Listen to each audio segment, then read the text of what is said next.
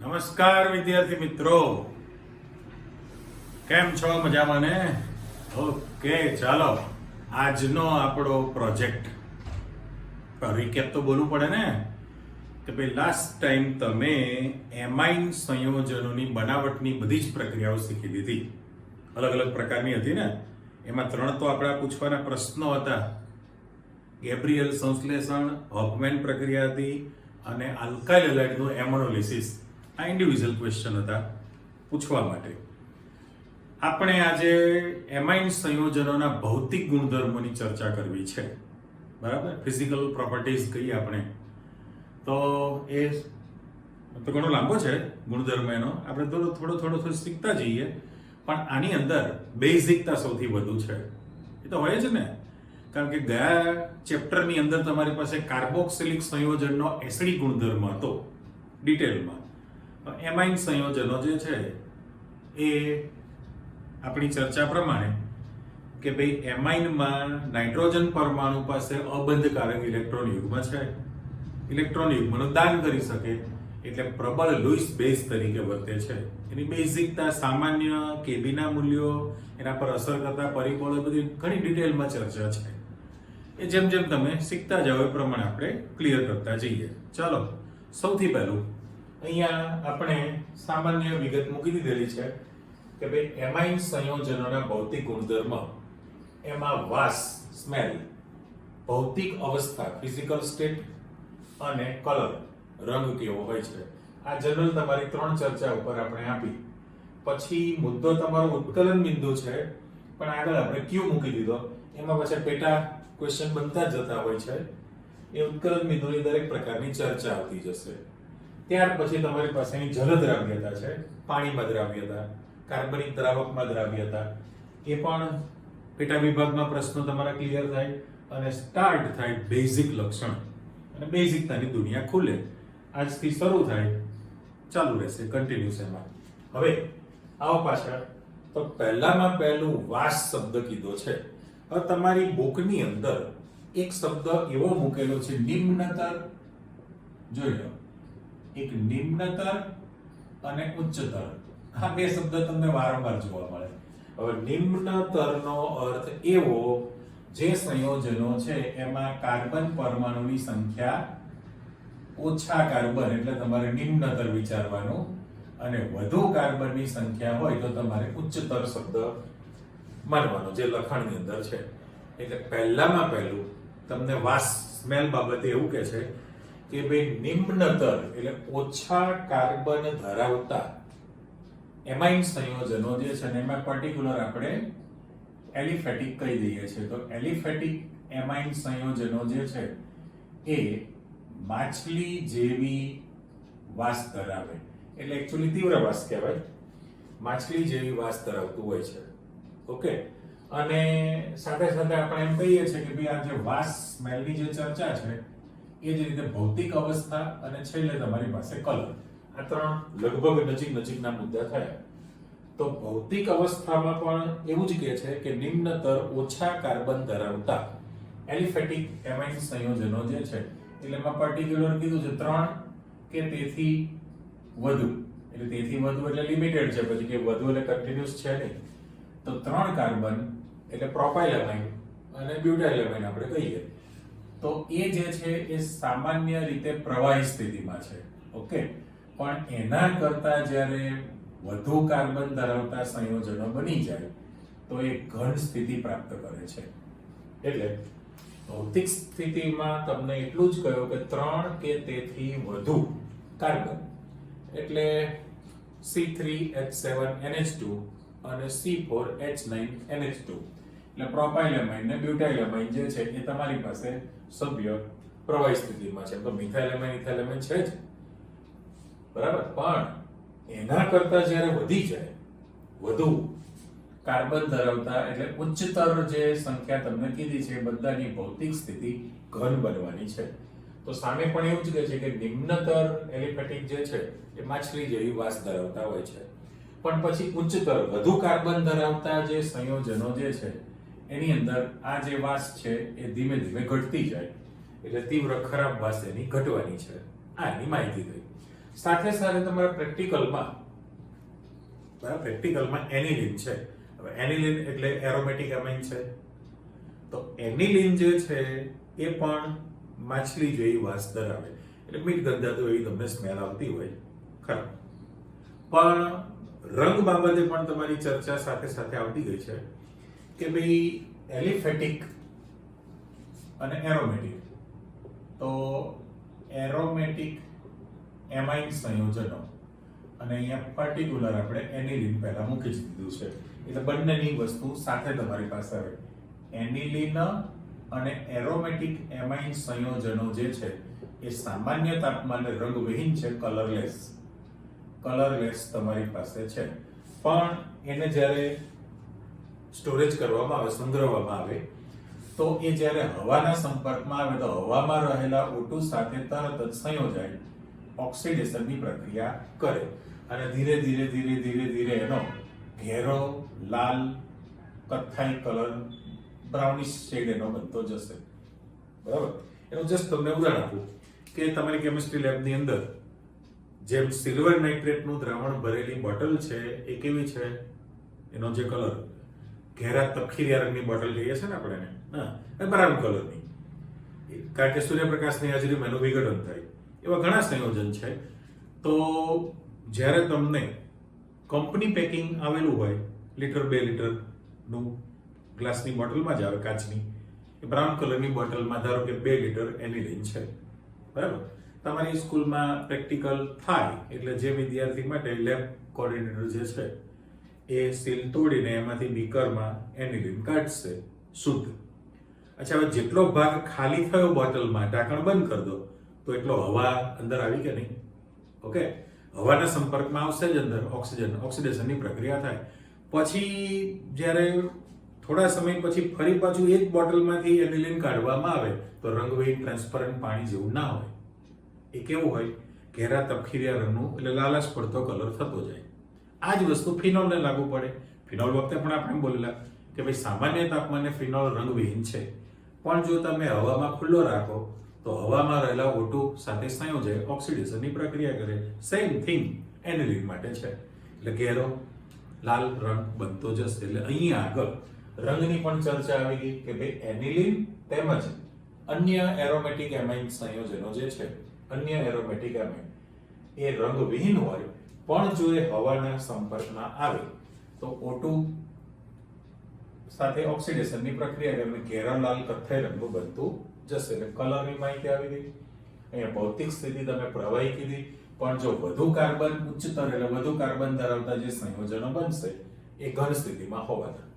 અને સામે એલિફેટિક જે છે એ માછલી જેવી વાસ ધરાવે, વધુ કાર્બન થતા જશે તો પછી એમાં વાસ જે છે તીવ્રતા ઘટવાની છે. ઓકે, આ એનું જનરલ માહિતી આવી ગઈ. હવે વાત આવે છે આપણી પાસે ઉત્કલન બિંદુ.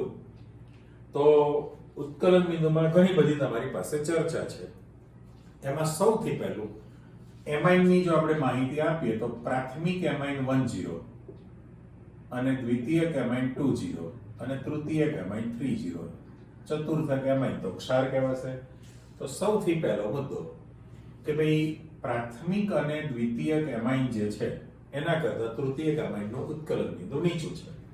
એટલે જો મારે અહીંયા ક્રમ લખવો હોય તો પ્રાથમિક એમાઇનનું ઉત્કલન બિંદુ સૌથી વધુ, દ્વિતીયક કરતા એના કરતા તૃતીયકનું ઉત્કલન બિંદુ સૌથી નીચું હોય છે.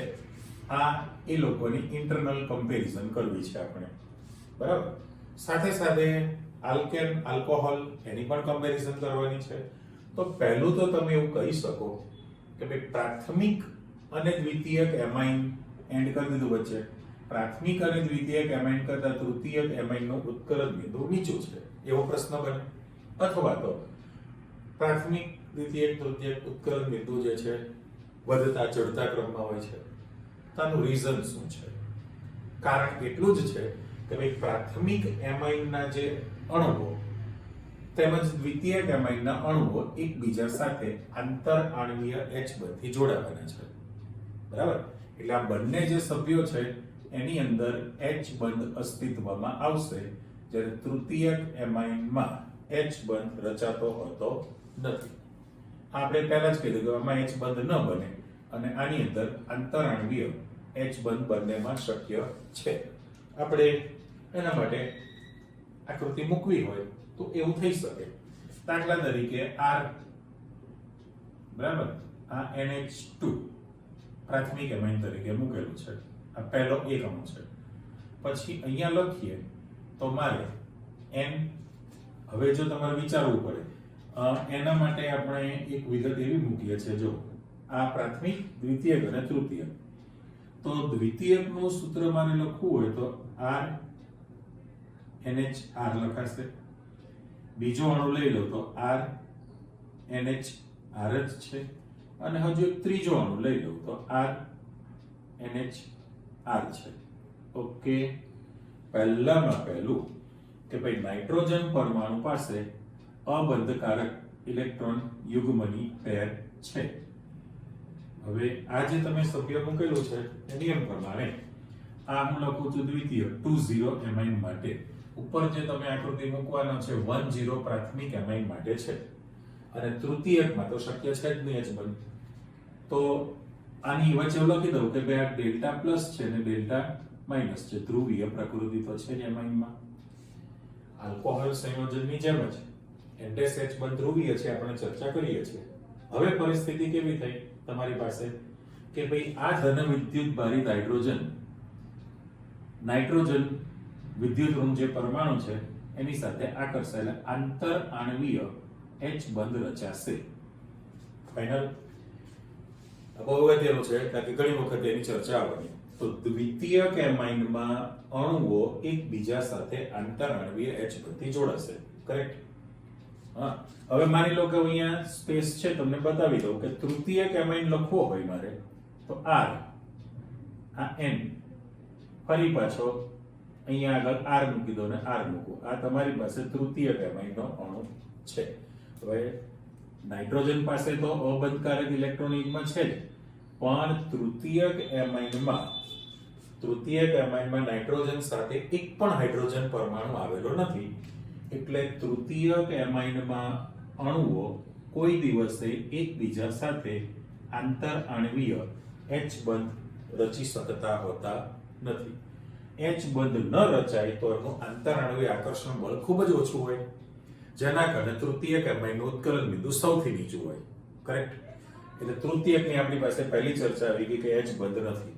પણ હવે અહીંયા તમે લેશો તો પ્રાથમિક અને દ્વિતીયકનું એના કરતા વધુ છે, અને ઇન્ટરનલ કમ્પેરિઝન કરો તો ઉતરતો ક્રમ તમારો છે તો સૌથી વધુ પ્રાથમિક છે. શા માટે? તો એનું રીઝન પણ તમે જોઈ લીધું કે ભાઈ દ્વિતીયક એમાઇનમાં નાઇટ્રોજન સાથે એક જ H પરમાણુ છે. એટલે પરિસ્થિતિ કેવી થાય કે આના પર હું રાઉન્ડ મૂકી દઉં છું. જુઓ તો આ હાઇડ્રોજન ધન વિદ્યુત ભારિત એક જ અણુ સાથે જોડાણો કહેવાય. એક જ અણુ સાથે H બંધ બનાવશે. કરેક્ટ? ત્યારે પ્રાથમિક એમાઇનમાં નાઇટ્રોજન સાથે નાઇટ્રોજન સાથે 2 હાઇડ્રોજનના પરમાણુ છે, એટલે સહેલાઈથી 2 H બંધ બનાવી શકે ને. સાચું? તો હું આને ક્રમમાં R ઉપર લઈ લઉં, H અહીંયા રાખું, H આ રીતે રાખું. ફરી પાછો મારે N લખવું હોય તો R આ બાજુ રાખું, H આ બાજુ રાખું, H આ બાજુ રાખું. અને આની આ જ કોપી પહેલા ચિત્રની આપી દો તો R આ સાઈડ લઈ લો, આ H છે ને આ H છે. હવે પરિસ્થિતિ કેવી થવાની છે? તો કલર આપણે એ જ રાખ્યું કે નાઇટ્રોજન પાસે અબંધકારક ઇલેક્ટ્રોન યુગ્મની પેર છે જ નાઇટ્રોજન પાસે. બરાબર? હવે અહીંયા હજુ એક અણુ આપણે મૂકી દઈએ અને પહેલામાં ચેન્જ આપી દઈએ. નાઇટ્રોજન છે, અહીંયા આગળ આ R આપી દઈએ. બરાબર? આ નાઇટ્રોજન છે, આની સાથે આપણે રાખવાના છીએ. તો પછી આ જે H છે આ રીતે રાખવું, R જો R NH2, અહીંયા પણ R NH2 છે, R NH2 છે, R NH2 રાખેલું છે આપણે. પરિસ્થિતિ એવી થાય કે હવે આ જે આકૃતિ તમે મૂકેલી છે એમાં મારે અહીંયા આગળ જો નાઇટ્રોજન રાખું, નાઇટ્રોજન, બરાબર, તો આની સાથે જોડાવાનું છે ઇન્ટરનલ ચેઇનમાં. આ R મૂકી દઉં, અહીંયા H આપી દઉં, અહીંયા પણ H આપી દઉં. ચલો, એટલે નેટ આખી જાળી બનતી જશે. હવે ચેક કરો કે ભાઈ આ હાઇડ્રોજન આમના ઇલેક્ટ્રોન યુગ્મ પ્રત્યે આકર્ષાશે. જો રાઉન્ડ આપું છું, સેમ કોપી. આ હાઇડ્રોજન આમના ઇલેક્ટ્રોન યુગ્મ પ્રત્યે આકર્ષાશે, રાઈટ? તો પછી અહીંયા આગળ જો શૃંખલા પ્રમાણે વિચારણામાં લેવું હોય તો પાછો આ નાઇટ્રોજન આમના ઇલેક્ટ્રોન યુગ્મ પ્રત્યે આકર્ષાય. થયું?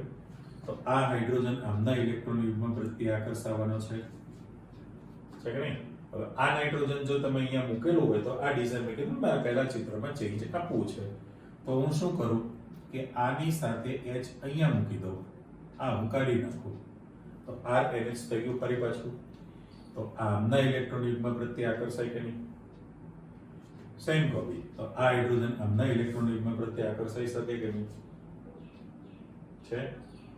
જો અહીંયા ગોઠવણી કરીએ તો પણ આને આપણે ક્રમમાં લઈ લીધો, આને કાઢી નાખવું છે મારે, ચલો કેન્સલ કરો. એટલે પરિસ્થિતિ કેવી થઈ? હવે શૃંખલામાં હું ખાલી એમ બતાવું, આ H આગળ જશે, આ H જે છે આગળ જોડાણમાં જશે, બરાબર? આ H જે છે આગળ કનેક્શનમાં જઈ શકે, આ H પણ આગળ જઈ શકે.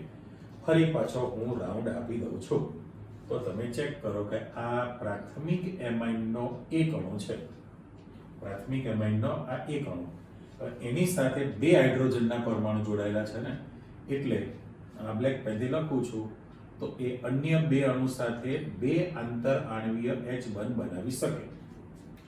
ફાઇનલ.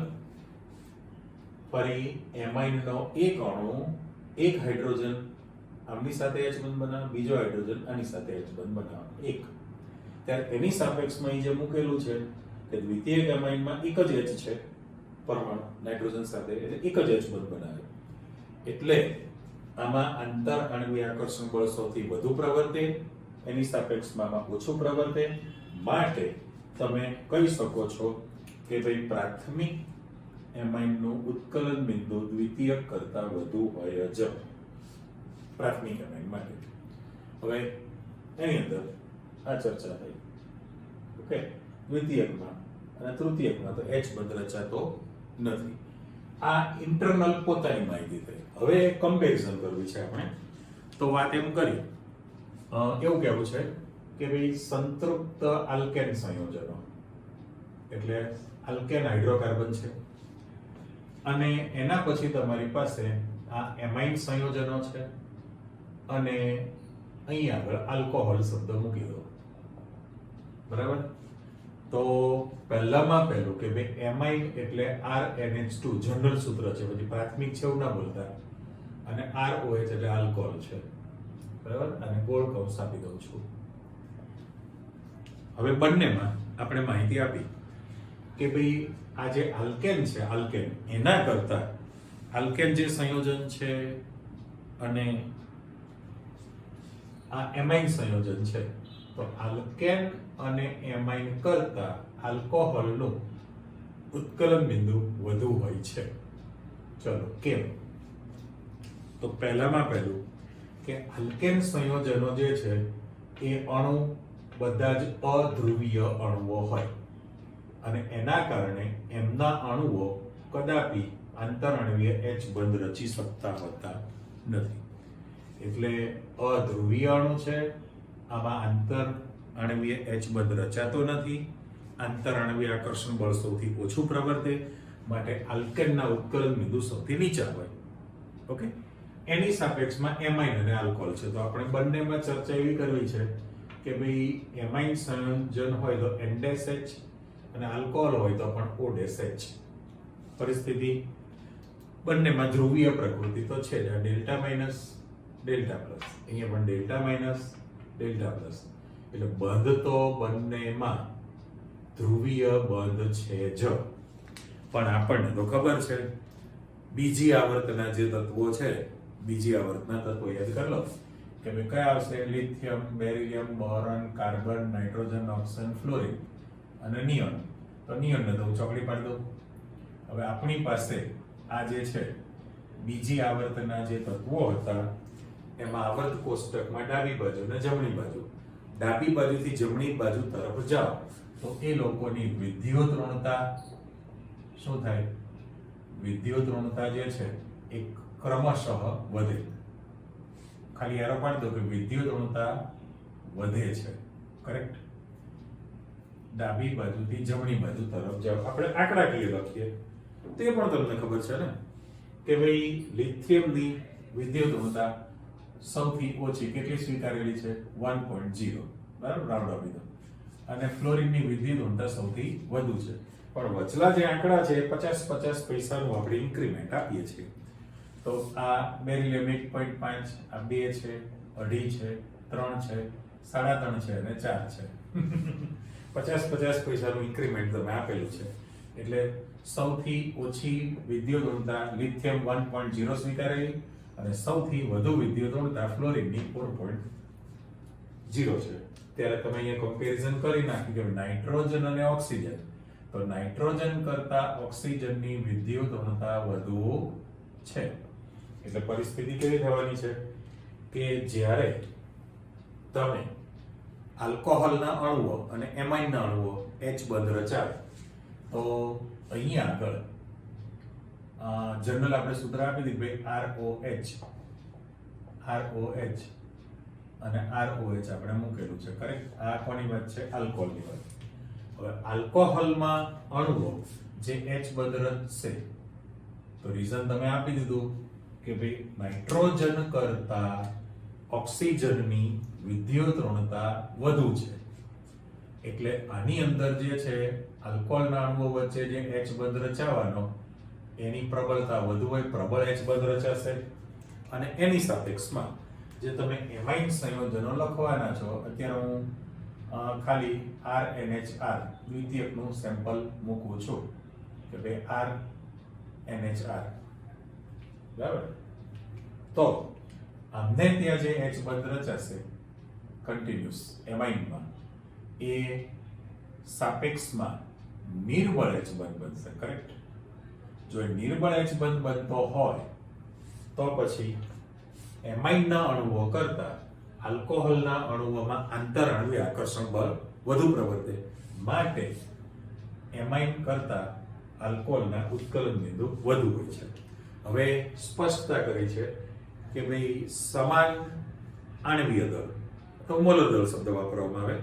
સમાન આણ્વીય દળ ધરાવતા આલ્કેન અને એમાઇન કરતા આલ્કોહોલના ઉત્કલન બિંદુ ઊંચા રહેતા હોય છે. એટલે હું માત્ર આને બ્લોક કરી દઉં, ગમે તે સ્વરૂપે તમને પ્રશ્ન કરે એટલે આપણી પાસેની ચર્ચા આવી ગઈ. આ બધું પ્યોર ગુજરાતીમાં લખાણ છે, મેં તમને બધી સમજૂતી આપી. ફરીથી ચેક કરો કે ભાઈ આલ્કેન અધ્રુવીય અણુ છે, એમાં અણુઓ H બંધથી જોડાય નહીં, આંતરઅણુવીય આકર્ષણ બળ ઓછું પ્રવર્તે, ઉત્કલન બિંદુ સૌથી નીચું હોય. ત્યારે એના કરતા એમાઇનના વધુ છે. બરાબર, આપણે ક્રમમાં મૂકવું હોય તો આલ્કેન કરતા એમાઇન વધુ છે અને એમાઇન કરતા આલ્કોહોલ વધુ છે. તો એમાઇન અને આલ્કોહોલ બંનેમાં બંધ તો ધ્રુવીય છે જ, પણ શું પરિસ્થિતિ થઈ? આપણે આખી ચર્ચા કરી કે ભાઈ નાઇટ્રોજન કરતા ઓક્સિજનની વિદ્યુત ઋણતા વધુ છે. એટલે આલ્કોહોલમાં જે અણુઓ આંતરઅણુવીય H બંધ રચશે એની પ્રબળતા એમાઇનના અણુઓના H બંધની પ્રબળતા કરતા વધુ રહે. તો આમાં આંતરઅણુવીય આકર્ષણ બળ વધુ પ્રવર્તે. માટે સમાન મોલર દળ ધરાવતા આલ્કેન કરતા એમાઇન ના ઉત્કલન બિંદુ વધુ હોય ને એમાઇન કરતા આલ્કોહોલના ઉત્કલન બિંદુ એના કરતા પણ વધુ રહેતા હોય છે, કરેક્ટ. એટલે આ તમારી પાસે અન્ય સંયોજન સાથેની સરખામણી થઈ કહેવાય. ઓકે, બે બાબત ક્લિયર થઈ કે ભાઈ ઇન્ટરનલ તમારે પ્રાથમિક, દ્વિતીયક, તૃતીયક નો વધતો ક્રમ એની ચર્ચા આવી અને બીજા સંયોજન સાથેની કમ્પેરિઝન છે. હવે જે આખી વિગત છે જલદ્રાવ્યતા પાણીમાં દ્રાવ્યતા છે, તો એમાં પણ તમને એવું તો કે જ છે. હવે આ જે આપણે આકૃતિ મૂકી છે જલદ્રાવ્યતા માટે, એમાં પ્રાથમિક અને દ્વિતીયક માટે દાખલા તરીકે મારે ચિત્ર મૂકવું હોય તો પરિસ્થિતિ શું થાય કે ભાઈ RNH2 મૂકેલું છે. બે વસ્તુ લઈ લો. દ્વિતીયકનું પહેલી આકૃતિ જુઓ, ભાઈ RNHR છે, ઓકે. અને અહીંયા આગળ હું પાણીનો અણુ લઈ લઉં, બ્લુ કલર મૂકેલો છે અને ફરી પાછો હું RNHR મૂકી દઉં છું, દ્વિતીયક એમાઇન થયો. પરિસ્થિતિ એવી થાય કે ભાઈ અહીંયા આગળ આ જે હાઇડ્રોજન છે એ ઓક્સિજનના ઇલેક્ટ્રોન યુગ્મ પ્રત્યે આકર્ષાય, આના ઇલેક્ટ્રોન યુગ્મ પ્રત્યે આકર્ષાય, શૃંખલા તમારી કન્ટિન્યુઅસ આગળ ચાલુ રહેશે. આપણે એક રો બનાવી છે. થયું કેવું તો કે દ્વિતીયક એમાઇન જે સંયોજનો છે એ દ્વિતીયક એમાઇનમાં નાઇટ્રોજન પરમાણુ સાથે મિક્સ ન કરતા લાઇનિંગ આપી દો. દ્વિતીયક એમાઇનમાં નાઇટ્રોજન પરમાણુ સાથે ફક્ત એક જ H પરમાણુ જોડાયેલો છે. એક જ H જોડાયેલો છે એટલે જ્યારે પાણીનો અણુ એની સાથે જોડાય, પાણીનો અણુ જ્યારે એની સાથે જોડાય ત્યારે એની અંદર H બંધ તો રચાશે પણ એક જ H બંધ બન્યો કહેવાય ને. H બંધ તમારી પાસે એક જ બને ત્યારે એની સાપેક્ષમાં અહીંયા જ્યારે તમે પ્રાથમિક એમાઇનની ચર્ચા કરો એટલે આપણે જનરલ ટોનમાં આપી જ દઈએ કે ભાઈ પ્રાથમિક એમાઇનની જલદ્રાવ્યતા, પ્રાથમિક એમાઇનની જલદ્રાવ્યતા જે છે એ દ્વિતીયક એમાઇન કરતા વધુ છે તો બમણી જલદ્રાવ્યતા છે એવું પણ તમે શબ્દ વાપરી શકો. કેમ તો આમાં નાઇટ્રોજન સાથે એક જ હાઇડ્રોજન પરમાણુ છે એટલે પાણીના અણુ સાથે એક જ H બંધ બનાવી શકે. ત્યારે પ્રાથમિક એમાઇન જો તમે રાખશો, પ્રાથમિક એમાઇન તો એ પાણીના અણુ સાથે બે H બંધ બનાવી શકે. કેવી રીતના? તો આ જે RNH2 તમે મૂકેલું છે, ઓકે, RNH2 એમાંથી માની લો કે હું અહીંયા આગળ પાણીનો અણુ મૂકું છું એટલે એકને મારે OH આ રીતે રાખેલું છે અને સહેજ ઉપર H આપી દીધો અને અહીંયા મારે મૂકવું તો OH અને H કરી દો. પરિસ્થિતિ શું થઈ કહેવાય તો કે આ જે હાઇડ્રોજન છે ઓક્સિજન પ્રત્યે આકર્ષાવાનો આંતરાણવીય H બંધ બનાવે, આ હાઇડ્રોજન છે એ પણ આંતરાણવીય H બંધ બનાવશે. એટલે પરિસ્થિતિ એવી થઈ કે ભાઈ પ્રાથમિક એમાઇનમાં નાઇટ્રોજન પાસે તો નાઇટ્રોજન સાથે બે હાઇડ્રોજન પરમાણુ જોડાયેલા છે એટલે એ તરત જ તમારી સાથે અહીંયા જે મૂકેલું છે બે આંતરાણવીય H બંધ બનાવી શકે છે. એટલે H બંધની સંખ્યા તમારી પાસે બમણી થઈ ગઈ કહેવાય. ત્યારે અહીંયા એક જ H બંધ બનાવી શકશે. એના કારણે પ્રાથમિક એમાઇનની જલદ્રાવ્યતા દ્વિતીયક એમાઇન કરતા વધુ છે. આ આપણે સામાન્ય માહિતી આપી દીધી. હવે તમે એમ કહી શકો કે ભાઈ અહીંથી આપણે પાર્ટ પાડી દો. ચલો નિમ્નતર એટલે ખબર પડી ગઈ છે કે નિમ્નતર જે છે ઓછા કાર્બન પરમાણુ ધરાવતા એમાઇન સંયોજનો જે છે એ પાણીમાં દ્રાવ્ય બને. કેમ તો કે પાણીના અણુ H બંધથી જોડાઈ શકે. પણ પછી જેમ જેમ તમારી પાસે R સમૂહ જે આલ્કાઇલ સમૂહ છે એ આલ્કાઇલનું કદ મોટું થતું જાય તો એ પેલાની જેમ જ છે, કાર્બોક્સિલિકની જેમ એ જળ વિરોધી ઘટના બને એટલે હાઇડ્રોફોબિક છે. નિમ્નતર એમાઇન સંયોજનો પાણીમાં દ્રાવ્ય બને પણ ઉચ્ચતર વધુ કાર્બન સંખ્યા ધરાવતા એમાઇન સંયોજનોની જલદ્રાવ્યતા ઘટે. જલદ્રાવ્યતા શું થવાની છે તમારી પાસે? ઘટતી જશે. કેમ તો કે આલ્કાઇલ સમૂહ જે છે એનું કદ વધતું જાય, શૃંખલા જેમ મોટી બને એમ એ જળ વિરોધી બનતું જાય જેના કારણે દ્રાવ્યતામાં ઘટાડો થાય. પણ એમાઇન સંયોજનો જે છે એ તમારી પાસે શોર્ટ ફોર્મ કાર્બનિક દ્રાવક કોણ છે તો કે કાર્બનિક દ્રાવકમાં તમારી પાસે ઇથેનોલ છે, ઇથર છે, ક્લોરોફોર્મ છે, ક્લોરાલાઇડ બધા જે છે કાર્બન ટેટ્રાક્લોરાઇડ છે એની અંદર એ દ્રાવ્ય બની જાય છે.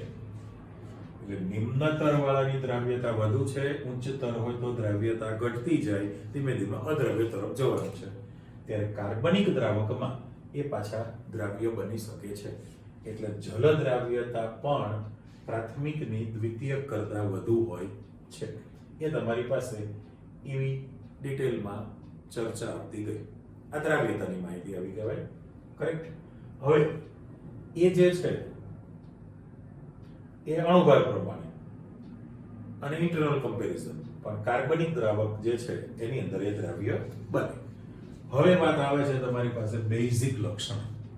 તો બેઝિકતા માટે તમારે જે ચર્ચા કરવી છે એ આપણી સામાન્ય માહિતી મૂકેલી છે. પહેલું તો બેઝિક લક્ષણ માટે અહીંયા આગળ આપણે એક જનરલ સૂત્ર આપી દઈએ કે ભાઈ એમાઇન સંયોજનો શા માટે બેઝિક છે. તો એમાઇન સંયોજનો બેઝિક લક્ષણ ધરાવે છે. તો આપણી ચર્ચા પ્રમાણે સાવ સામાન્ય સૂત્ર તમારે મૂકવું છે કે ભાઈ એમાઇન સંયોજનો જનરલ પહેલા ચેક કરો. જે આલ્કોહોલ માટે હતું એ તમે RNH2 લખો છો, આ જુદું છે. એની જો તમે પાણી સાથે પ્રક્રિયા કરો તો પ્રોટોન વિનિમયની પ્રક્રિયા થવાની છે ને. પ્રોટોન વિનિમયની પ્રક્રિયા થાય એટલે આને H+ નું દાન કરે.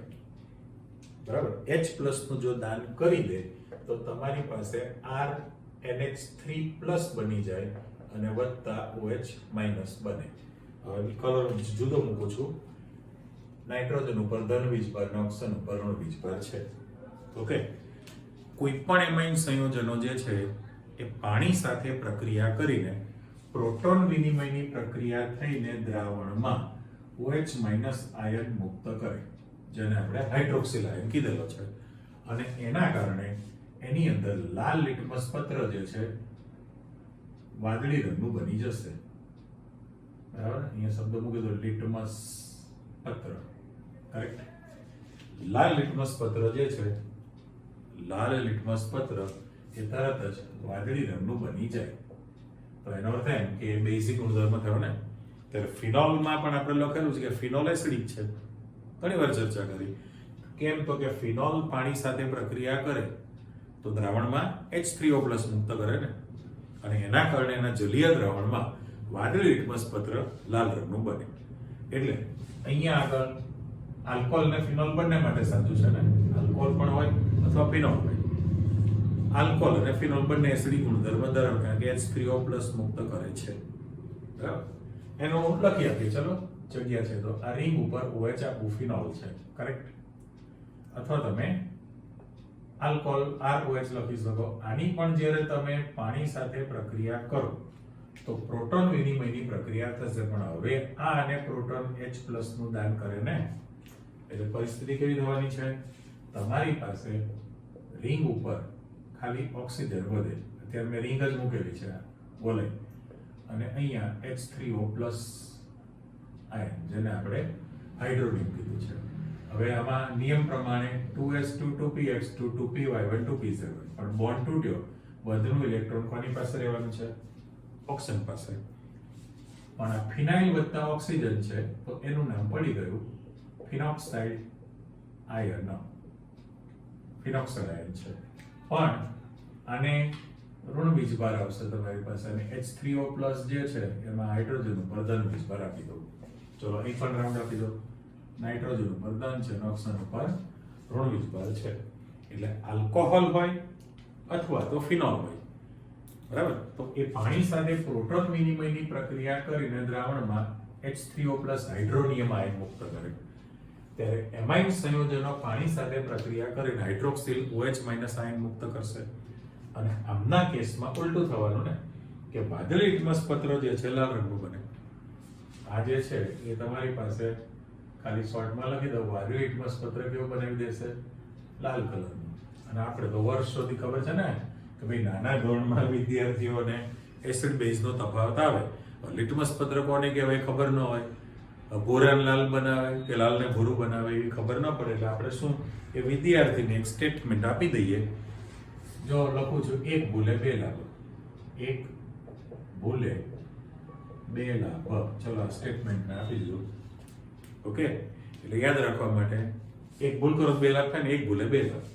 આ એસિડ જે છે, એસિડ ભૂરાને લાલ બનાવે.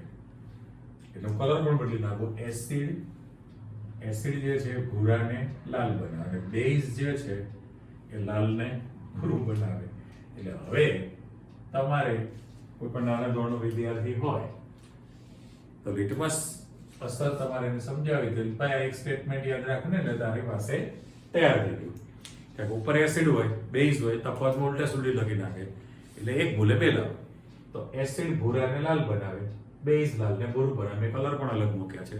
એટલે ટૂંકમાં એમાઇન સંયોજનો પાણી સાથે પ્રક્રિયા કરીને હાઇડ્રોક્સિલ આયન આપે અને એના જલીય દ્રાવણમાં લાલ લિટમસ પત્ર વાદળી બને તો બેઝિક ગુણધર્મ થયો સામાન્ય. ત્યારે આલ્કોહોલ અથવા ફિનોલ છે એ તમને પાણી સાથે પ્રક્રિયા કરીને હાઇડ્રોનિયમ આયન આપે H3O+ અને એમાં વાદળી લિટમસ પત્ર લાલ રંગનું બને છે. તો એ લોકોનો એસિડિક ગુણધર્મ થયો. પણ સામાન્ય બેઝિક લક્ષણમાં તમે શું કહી શકો? તો આપણે સૂત્ર મૂકીએ કે ભાઈ RNH2 છે, RNH2, ઓકે. અને જ્યારે તમે સાથે સાથે પાછું એ ક્ષાર પણ આપશે ને તમને. પાણી સાથેની તો પ્રક્રિયા તમે કરી જ દીધી, પાણી સાથેની પ્રક્રિયા, પણ એ કોઈ પણ એમાઇન સંયોજનો એસિડ સાથે પ્રક્રિયા કરીને તમને ક્ષાર આપી દેશે. હું ખાસ સેમ્પલ લખું, જુઓ, પછી લખીએ કે ભાઈ રિંગ ઉપર NH2 છે, તો રિંગ ઉપર NH2 એટલે એનિલિન છે ને, અને એનિલિનની તમે હાઇડ્રોક્લોરિક એસિડ સાથે પ્રક્રિયા કરી નાખો, બરાબર. હવે ઓફિશિયલી અને છોટું પાડી લખું, ચલો કે ભાઈ HCl લખું છું, અને થશે કેવું? તો કે આ બંધનું ઇલેક્ટ્રોન યુગ્મ હેલોજન પરમાણુ ખેંચી જશે, બરાબર. અને અહીંથી આ જે ઇલેક્ટ્રોનની પેર છે એ ઇલેક્ટ્રોનની પેર તમે કોને આપવાના છો? કલર બદલી નાખીએ. આ જે ઇલેક્ટ્રોનની પેર હાઇડ્રોજન સ્વીકારવાનો છે. નાઇટ્રોજન પાસે દાન કરવા માટે અબંધકારક ઇલેક્ટ્રોન યુગ્મ છે, લુઈસ બેઝ તો છે જ. એ ઇલેક્ટ્રોન યુગ્મ હાઇડ્રોજનને મળી જશે, ખાલી કક્ષક છે અને પેલું ત્યાં જતું રહેલું છે. તમારે તો એને જોઈન્ટ જ કરી દેવાનું છે. એટલે કેવું થાય? તો રિંગ ઉપર NH3Cl તમે કરી દીધું, બરાબર. પણ પ્લસ માઇનસ મૂકી દઈએ કે નાઇટ્રોજન ઉપર પ્લસ છે અને Cl ઉપર માઇનસ છે. તો આને એનિલિનિયમ ક્લોરાઇડ ક્ષાર કહેવાય. આનું જે નામ છે એનિલિનિયમ ક્લોરાઇડ. પણ એનિલિનિયમ ક્લોરાઇડ પોતે ક્ષાર છે. તો આ પ્રક્રિયા તમને એનિલિનનો બેઝિક ગુણધર્મ સૂચવે છે ને, કારણ કે HCl એસિડ છે, આ એસિડ છે, પેલું બેઝ છે, તો તમારી પાસે ક્ષાર બને. એવી તમે ભણેલી કે ફિનોલ NaOH સાથે સંયોજાઈને ક્ષાર આપે, ક્ષારને પાણી, સોડિયમ ફિનોક્સાઇડ, તો એ એનો એસિડિક ગુણધર્મ સાબિતી આપે છે.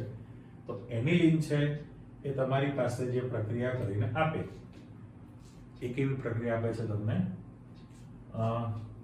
ક્ષાર છે એટલે બેઝિક છે સાબિત કરે.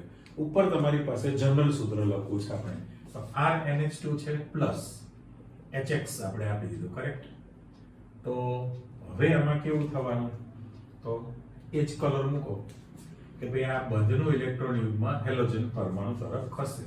નાઇટ્રોજન પાસે દાન કરવા માટે અબંધકારક ઇલેક્ટ્રોન યુગ્મ છે, એટલે આ ઇલેક્ટ્રોન યુગ્મ કોણ લઈ લેશે? હાઇડ્રોજન.